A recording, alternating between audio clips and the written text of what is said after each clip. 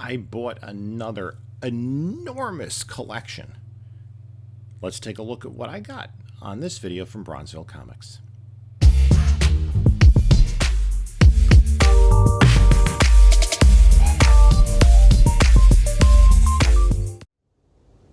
Could it be time for another collection? I'm going to be looking at one. It's got a lot of stuff in it and has some value. If I do have it, we'll take a look at it. Hey there, comic book community. This is Jim from Bronzeville Comics coming to you with another video. Just a reminder, please like, comment, subscribe, all that sort of stuff. Also, follow us on Instagram and whatnot. And take a look at my eBay store. On Whatnot, tomorrow, Monday, what's the date going to be? The 18th at 8 p.m. Eastern Time, I'm going to be doing my first ever Whatnot sale. And you can get a preview of some of the books that are going to be on there if you look at the scheduled sale. I haven't populated all the books, but I will before the sale. You can take a look and see what we have going on.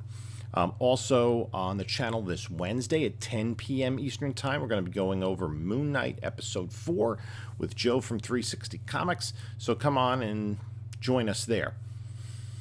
That being said, I've had dealings with a local antique store over the course of the last year, bought some collections from them, and we had been kind of negotiating with, I bought some big collections earlier this year, and we were negotiating on another collection they had in. Couldn't really meet on a price. I was, waiting to get some funds available, and they had some books in, and in the meantime, the collection kept growing. Initially, there were some low-grade, high-end Silver Age books, and then they got a huge collection of Superman books. A huge collection of Superman. And then while we were going back and forth on that, more books came in and more books came in. So at the end of the day, I got when we negotiated, met on a price point, I bought everything. So we're going to go through some of the keys I got, but when I stopped in, let's take a look at what I saw initially. So here are some of the books you can see. Spider-Man Unlimited, some Adventure Time. I don't think they had number one. These were the books that were in lower grade. Not that one. Daredevil number one, and then there were some modern variants, and then there was a whole collection of Superman books going way back into the Silver Age and some Golden Age books. We're going to take a closer look at some of these. Obviously, the older books were in variable conditions, and then, unfortunately, some of the more modern books were not bagged or boarded. The books through the 70s were boarded, but the books into the 80s and 90s, kind of the John Byrne era, were not, and it was a pretty complete run of Superman books.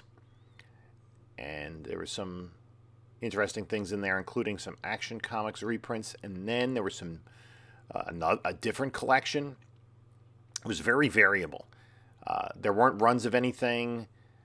There were a lot of books that weren't bagged and boarded, and my camera isn't picking up exactly what I was trying to pick up. There we go.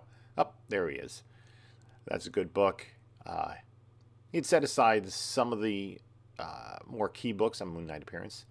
ROM Annual number 1, the FF 110, some late Silver, early Bronze Age Hulk's Tales of Suspense, some decent books. And then there was another collection. This was separate. But these books were lower grade. You can see almost nothing was bagged. So there was some Teen Titans in there. We see there's some Moon Knight, some Infinity Inc., but I don't think they had the first McFarlane on the title, and they didn't have the first Mr. Bones. And then just some more, a few bagged, and then a bag of Archie. We see here some of the early Superman, some of the 10 centers, and we're getting into the 12-cent range. A lot of these were in a little bit beat-up condition, which is not unusual for their age. I don't know. It's unclear when the collector started, but I'm guessing they probably went back and filled in these books at shows and through comic stores. We got the Czech era. So we're getting into the late Silver Age here. And then... Now we'll go through a lot of the keys in here. And a big part of the collection was a huge Superman collection.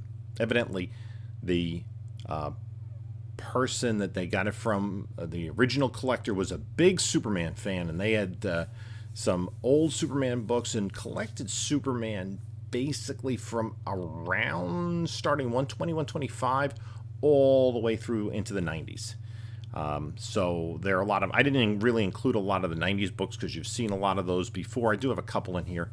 And unfortunately with Superman books, once you get past the early Silver Age, the number of keys in the Superman title starts to decrease. There aren't a lot of huge keys.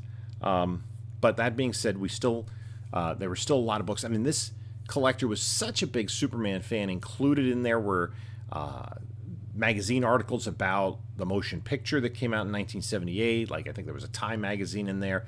There were all sorts of other Superman-related books and paraphernalia that was interesting. And then in the meantime, there were more collections. So I'm going to start off. Usually you don't start off with the slabs, but these slabs are a little bit interesting. I'm going to go through those. I did... so there were... let's start at the beginning because this is kind of weird. This is a copy of Dead Man #1. This in a CBCS 7.5. Not a huge slab.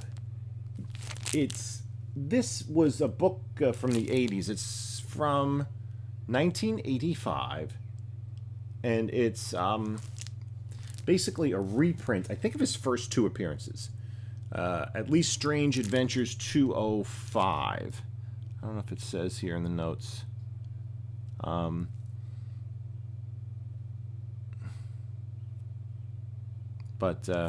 Yeah, it's a very strange book that to be slabbed. It doesn't have a whole lot of value. I'm guessing that these are from different collections too. Whoever the original collector was a fan of Neil Adams' art on Dead Man, perhaps.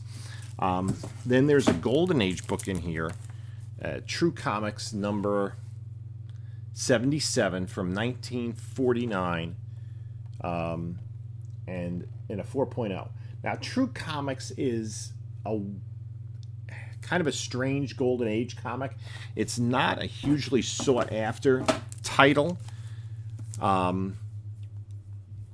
It was kind of the comic book and that was like an educational comic book at the time. It included true stories. And in this particular issue, for instance, let me go back to it. I don't want to spend a lot of time on this because it is kind of an interesting time capsule. This is from 1949. There's an article on Lou Boudreau, the Superman of the Diamond. He was a shortstop. He's a Hall of Famer for the Cleveland Indians, who was a player-manager when the Cleveland Indians last won the World Series in 1948. He was the MVP of the American League that year. France's greatest detective, true FBI adventures. This was kind of a comic book, I believe at the time, parents would get for kids because they thought it was educational. And if you go to antique malls, you see True Comics around a lot because I think it had pretty heavy print runs, and it's a book that was found in places where there weren't a lot of other comic books. And then a CBCS 9.8 of Texas Chainsaw Massacre #2. I honestly don't know that much about this particular title. Then there were 3 slabs, and these are the most exciting of the bunch. There's a Justice League of America 5. And this is this is interesting. It's some sort of exclusive. It's signed by Art Adams. It's a variant cover, but it doesn't really talk about variant, is it? I'm trying to see there. I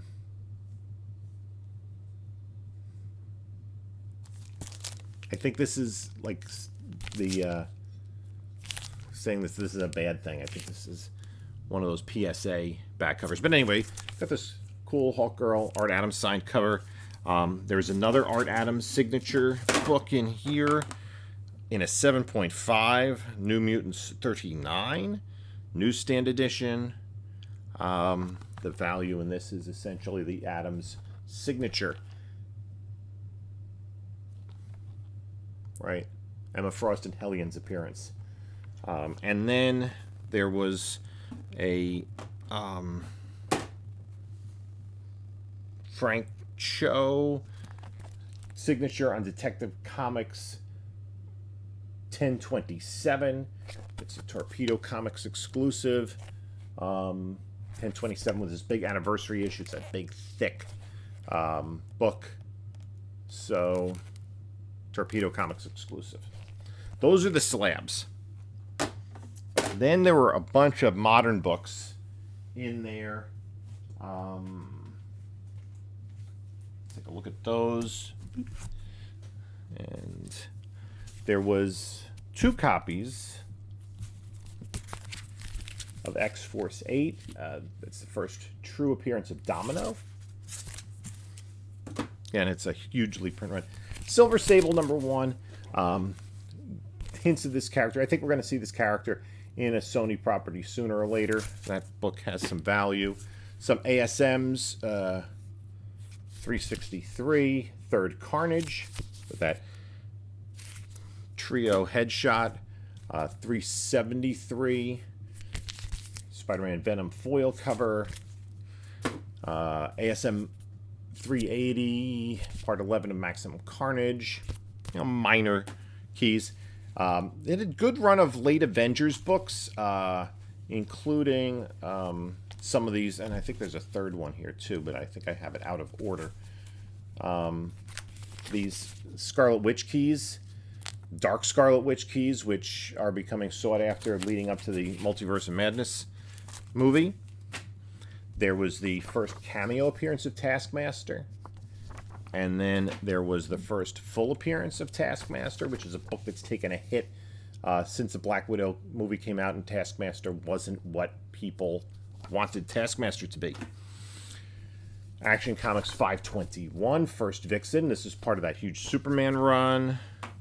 Detective Comics 583, the first appearance of Scarface and the Ventriloquist. Superman Man of Steel 18, first full appearance of Doomsday, and 19, the second full appearance of Doomsday. You see, I have a lot of bagging and boarding to do. The Blue Beetle #1, the first of his DC ongoing series. He had a Charlton series in the 60s. And, of course, the original Blue Beetle, Dan Garrett, had a Fox Feature Syndicate in the 40s book. I think they're going to make use of some Ted Cord and some variation when there's that Blue Beetle theatrical film that's supposed to come out, but who knows what's going on with DC with the recent shakeup and sale to Discovery. Zatanna special from the 80s. Zatanna's stuff's getting hot. Power Man Iron Fist 50, the first team-up book.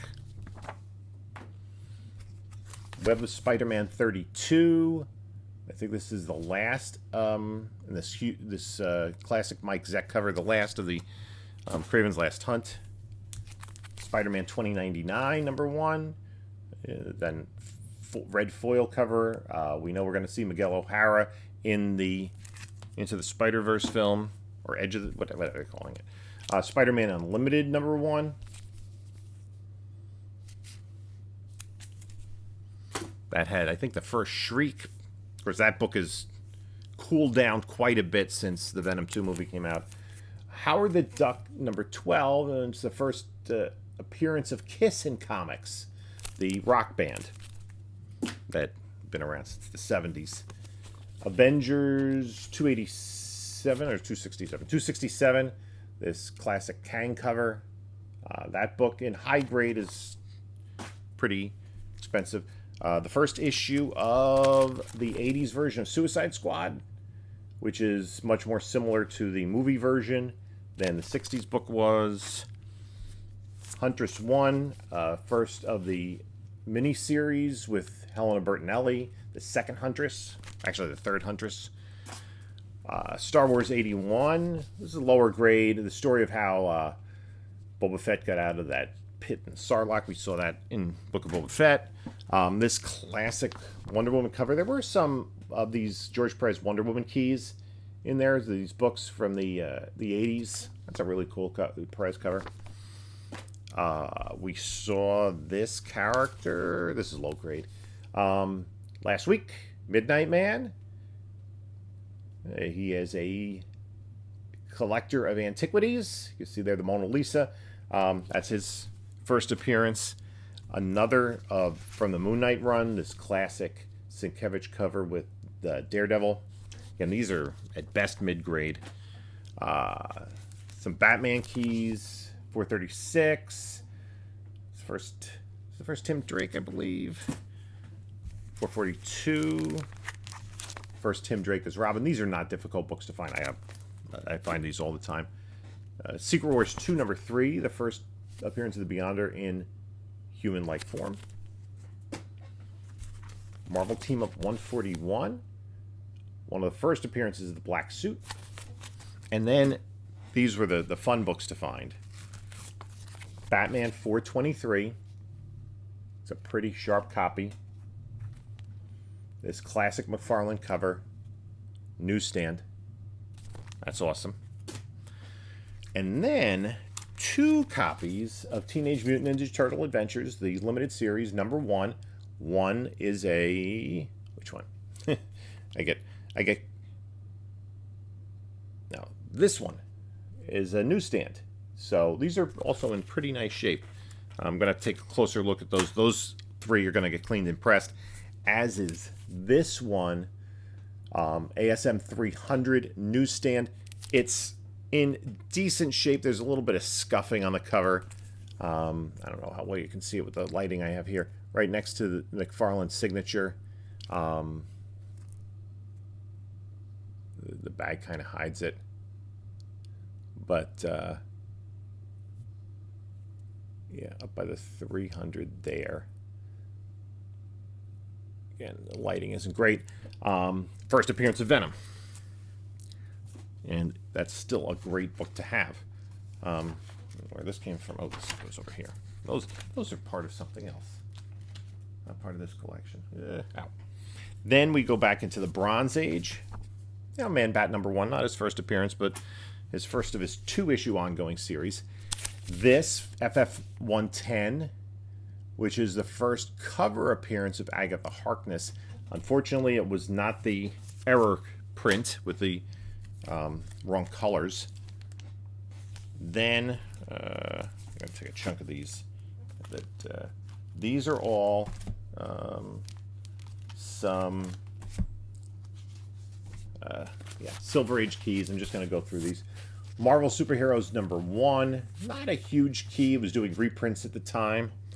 Then some early Hulk issues. It's the first appearance of the Galaxy Master. The first appearance of the Glob.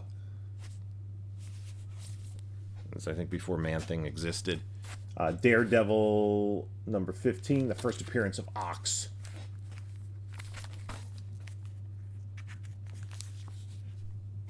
This is a book that's heated up recently.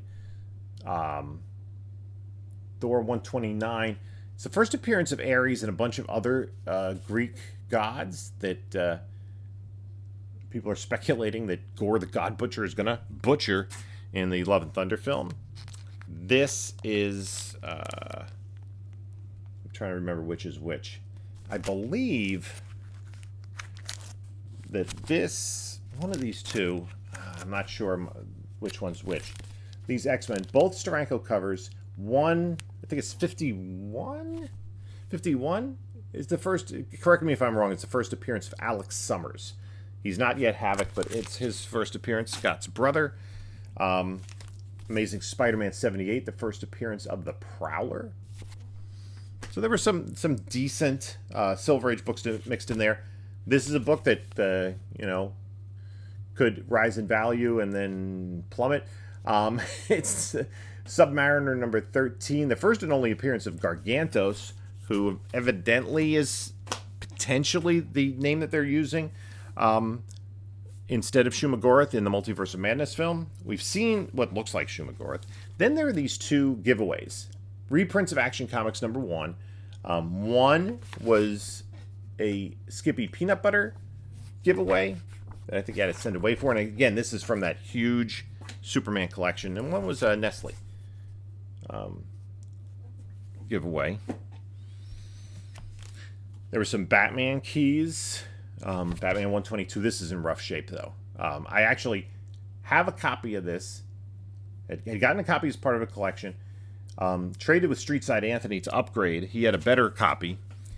And so we worked out a deal there. I think I already have this 134. I see this book a lot. The Rainbow Creature. These classic Goofy era Batman books.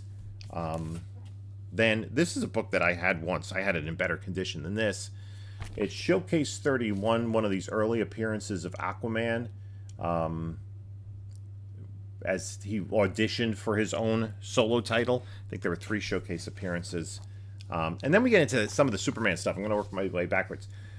Superman Volume 2, number 4, first appearance of Bloodsport. This book was enormous for a hot minute. Idris Elba played him in the Suicide Squad movie that came out last summer. He's going to play him again, I believe. I don't think we're done with Bloodsport. That book spiked high and then went down. And then 276, first appearance of Captain Thunder, which essentially was kind of them trying out Shazam. This actually is after Shazam number 1 came out, but you can see that Captain Thunder definitely looks like Shazam. 261, this classic Nick Cardy cover with Star Sapphire. And it had like this whole run of... Then you have this. It's a beautiful 100-page super spectacular with its Neil Adams cover. The world's greatest flying heroes. And there's so many heroes on here. This book, I have in my PC. I'm seeing this could be an upgrade over my personal collection book.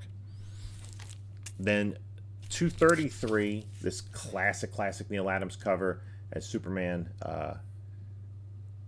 basically is able to eliminate his weakness to kryptonite. This is in rough shape. Still sought after book, Superman 199. This is the first Superman Flash race. And they used the number 199. I think, again, in World's Finest 199. There was another race between the two of them. 182. This is the first Silver Age appearance of the Toyman. Natty dresser, was he not? And then, what do we got here? This is 167. This classic Kurt Swan cover, team up between Brainiac and Lex Luthor. And Brainiac's clone, Brildox II, appears, and also Tharla, who later becomes Lex Luthor's wife. So that has some key significance. This is 162, and this is the classic imaginary tale of Superman Blue and Superman Red. He splits into two beings, and this is 158, and it's the first appearance of Nightwing and Flamebird. This heroes of the bottled city of Kandor. This is, again, this is low grade. 147. This is the first appearance of the Legion of Supervillains that take off on Adventure Comics 247. Instead of Cosmic Boy, Lightning Lad, and Saturn Girl, you get Cosmic King, Lightning Lord, and Saturn Queen. So that's that. This 146, a retelling of Superman's origin. It's a cool book. These are now we're down to the 10 centers also. 2 copies. This one's rough. I'm going to show you the other one. This is the first appearance of the Bizarro family, who I think we're about to see on the Superman and Lois TV show, essentially. Then you have this book, and it does have a note in here. This is, again, low grade. There's some archival tape on the spine. 129 is the first appearance of Lori Lermis, who was a mermaid, complete with it, like the tail. Unlike she was an Atlantean, but different than Aquaman's people. They did kind of explain the connection between the two. 127, first appearance of Titano, the gorilla with kryptonite vision. This is one of those ridiculous.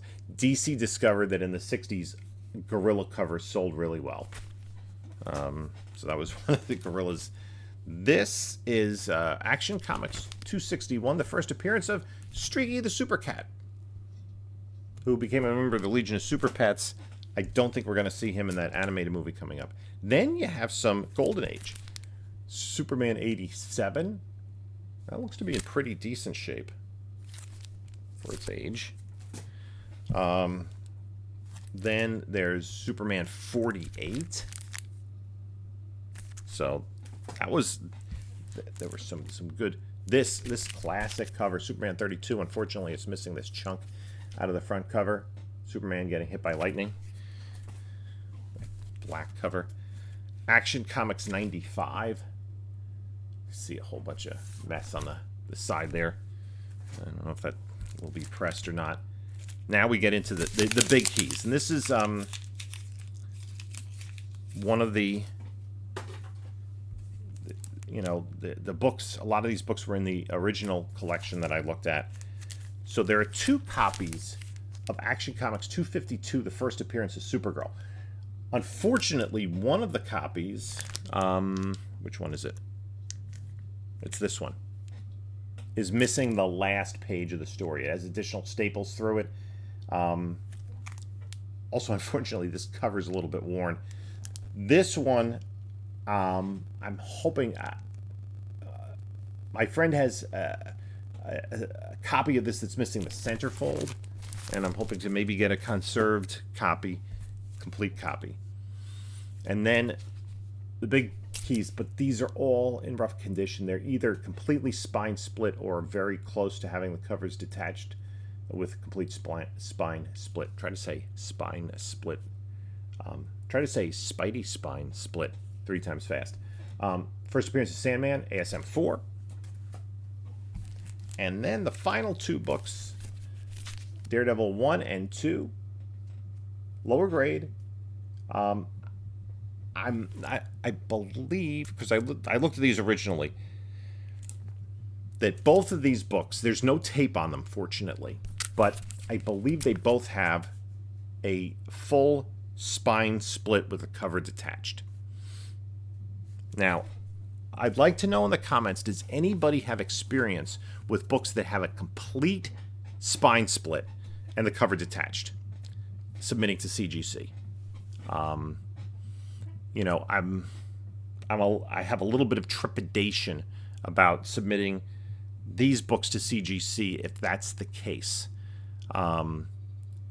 Obviously, I don't think a clean and a press really helps or really hurts. Let